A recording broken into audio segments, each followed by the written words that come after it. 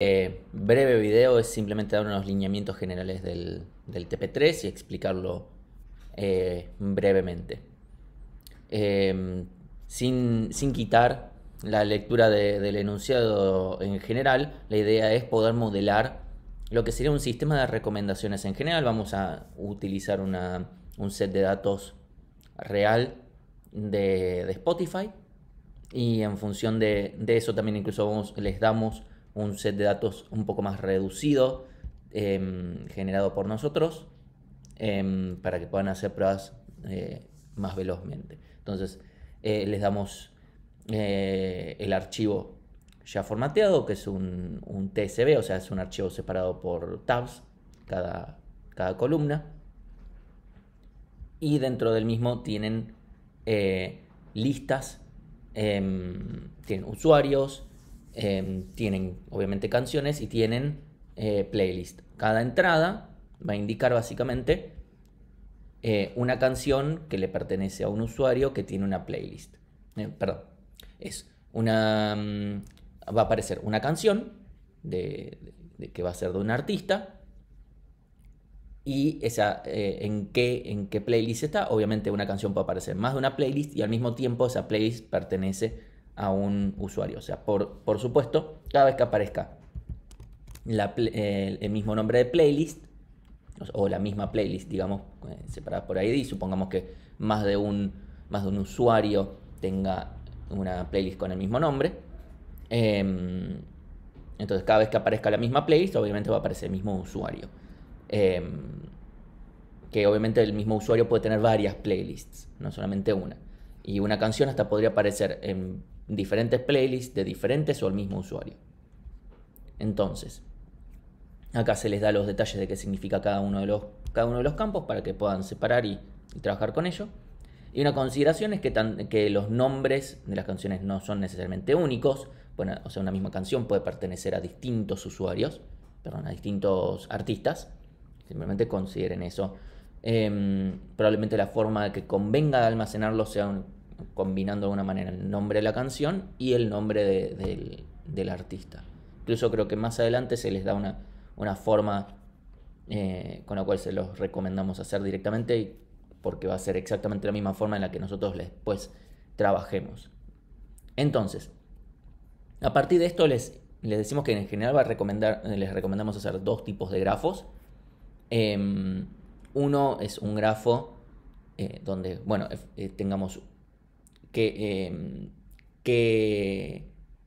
un grafo de usuarios y canciones donde el grafo sea bipartito y tenemos usuarios a los que les gusta o tiene una playlist en la que aparece tal canción, ¿sí? Obviamente, aunque la misma canción aparezca en diferentes playlists para el mismo usuario, tendremos una sola lista, es un grafo simple, ¿sí?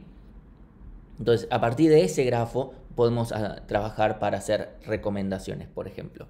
Y después tener otro grafo donde se llama hacer la proyección, donde nosotros vamos a tener nuestro grafo bipartito y solamente vamos a crear las canciones. Y vamos a unir, obviamente en un grafo bipartito no vamos a tener aristas entre canciones, pero lo que vamos a hacer en este nuevo grafo, en el segundo que marcamos acá, es tener como vértices las canciones y como aristas unimos a dos canciones si están por lo menos en una misma playlist, ¿sí? Que es básicamente lo mismo decir que comparten usuario, prácticamente. Podemos decir que no, porque un usuario puede tener distintas playlists y en cada playlist tener una diferente. O sea, no es exactamente lo mismo, pero es bastante parecido, ¿sí? Consideraciones con eso, ¿sí? No generen directamente por tener el mismo usuario, pero casi. Entonces, y una pequeña consideración, no generar necesariamente este grafo si no se lo necesita, porque cuesta mucho generarlo, ¿sí? Entonces van a ver, si el programa no lo necesita, no lo generen. Y obviamente si lo necesitan más de una vez, solamente genérenlo una vez. Entonces, el programa, que se va a llamar Recommendify, que lo pueden hacer tanto Go, Python o C, o pueden optar por otro lenguaje mientras lo discutan con el corrector. Entonces, más allá de eso, lo que va a hacer es recibir este archivo con este formato, que por supuesto puede ser otro archivo que el que les estamos pasando acá, como puede ser, por ejemplo, el archivo reducido, cualquier archivo de pruebas, ¿sí? Y lo que va a hacer es quedarse esperando por entrada estándar, similar al TP2, por instrucciones, básicamente. No es exactamente igual que el TP2, porque ahora en vez de como les permitimos usar otros lenguajes, vamos a hacerlo un poco más bella la entrada, posiblemente. Pero bueno, entonces, en primer lugar, tenemos el TDA-grafo, ¿sí? Que tienen que implementar 3 partes para este TP. Por supuesto, el TDA-grafo tiene que ser completamente agnóstico de estos de sistema de recomendación para Spotify y todo lo demás. No tiene que haber ninguna referencia al respecto, tal como en el hash no hay ninguna referencia al TP2. ¿Sí? Eso, por ejemplo. Después, una biblioteca de funciones que va a estar aparte del grafo, que por supuesto va a usar al grafo, que sean básicamente las funciones auxiliares que nosotros tenemos implementadas en distintas partes del curso o incluso nuevas, que puedan necesitar. Acá, por ejemplo, podría ir un BFS, podría ir un árbol de tendido mínimo, acá, todo ese tipo de cosas que son agnósticas de para qué las estoy usando, o sea, el contexto de un sistema de recomendación o lo que fuere, pero no están adentro del grafo, ¿sí? O sea, están como en la parte intermedia. Son algoritmos sobre grafos, pero de vuelta que no tienen una relación con para qué los estamos usando. O sea, estas primeras dos partes, o sea, el grafo tengo que poder usarlo en cualquier TP3 que aparezca en la vida, salvando alguna pequeña diferencia. Después, la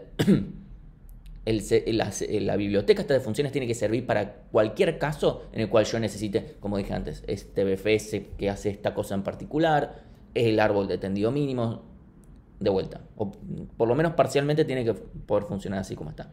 Lo que va a estar completamente atado va a ser la tercera parte, que es, digamos, la parte del programa, la parte de la interfaz, podemos llamarlo, que es esencialmente el programa, que lo que va a hacer es literalmente parsear e ir leyendo la entrada estándar, y lo que va a ir haciendo es dependiendo del comando que se invoca, voy a llamar distintas funciones, voy a imprimir de determinada forma, etc. Esa parte obviamente no es reutilizable, que bueno, eventualmente tiene que haber algo relacionado al TP. Entonces, acá está mencionado cómo se espera justamente tratar la entrada estándar y cómo imprimir luego. Y acá están los comandos que tienen que implementar. Tiene un determinado formato, acá separamos distintas partes por estos símbolos de mayor, pura y exclusivamente porque teníamos que usar algo que estuviéramos seguros que no aparecen en ninguno de los archivos. Como ven, hasta pueden aparecer cosas con puntos y comas, así que no era tan sencilla esta tarea. Por eso quedó esto como símbolo de separador, con espacios en los extremos. Donde, bueno, van a tener que leer bien exactamente qué hace qué es lo que pretendemos. En un caso vamos a tener un camino más corto, lo que vamos a querer. Tienen que leer exactamente cómo es que van a recibir los parámetros y cómo se va a llamar. Cuáles son las canciones más importantes. Que les proponemos un algoritmo que hagan de esto. No pretendemos que inventen nada ni que averigüen nada. Acá pueden ver directamente todo el apunte, que es lo que van a necesitar. Literalmente en el caso de PageRank lo que tienen que hacer es aplicar una y otra vez de forma iterativa esta formulita. Y después algunas aclaraciones importantes. Después, bueno, otro caso es la recomendación de usuarios o de canciones, que van a utilizar de vuelta el mismo apunte de antes. Acá está explicado exactamente cómo. Después queremos un ciclo de n canciones. En el grafo de canciones lo que queremos es un ciclo en el cual yo empiezo una canción y termino en la misma. Eso lo van a tener que resolver con backtracking. Y después vamos a crear, por ejemplo, todas las canciones que están a un determinado n, a un cierto rango, qué tan lejos podemos llegar, o en realidad cuántas podemos llegar desde una determinada canción.